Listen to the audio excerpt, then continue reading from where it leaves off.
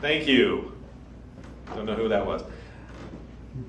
Y'all ever worried that you're just going to start spontaneously singing All-Star by Smash Mouth? No? It's never happened to me. It's just what somebody wants. God damn it! I'm sorry. I'm a little distracted. I was almost late getting here. It happens to me all the time. I'm always doing that. I blame my mom.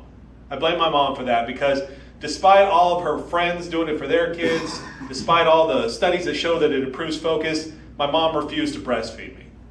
Finally, I had to say, look, I'm going to be late for the open mic. Forget it. No, you finally got it. I love my parents. They're not the most attentive parents in the world. When I was younger, they actually abandoned me at a Bath and Body Works.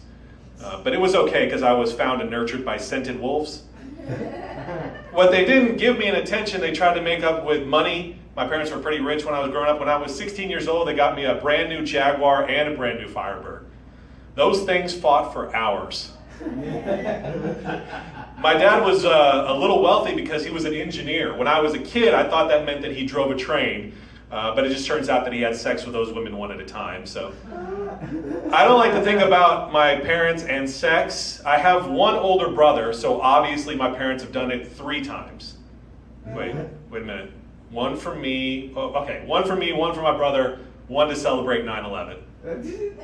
It's their anniversary. It's just a coincidence that they also hate America. No, I don't like to think about having my parents having sex. I don't like to talk with my parents about having sex. I actually asked my mom one time what a blowjob was. That was an odd parent-teacher conference. But this is what my mom, almost word for word, said a blowjob was. She said, it's where you go to a special place, and a woman takes you into the back room, and she sits you down, and she takes off your pants, and she puts her mouth on your penis. It's for special occasions only. Few things. One, my poor dad. And 2, she makes it sound like an actual job. Like there's a place you can go to get this. Like you're in the mall and you're like, oh, wait, Smoothie King? Oh, GameStop? Oh, Bed Bath and Blowjobs.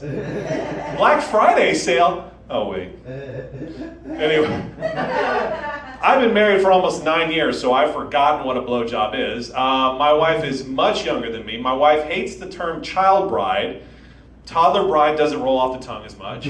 My wife hates jokes about how I'm older and she's younger. She's like, people are going to think I'm 12. And I'm like, give them 4 years, you'll be right. Don't be in such a hurry to grow up. No, my wife is much younger. She's actually great in bed. She can climb up all by herself. No, my wife and I have a healthy sex life. I hate that term, healthy sex life. Like our sex life is vegan somehow. Like we're in Bed Bath and Blowjobs is like, are these anal beads non-GMO? Honey, these butt plugs are gluten-free. My wife and I try to do more things than just have sex, which is what I tell the authorities.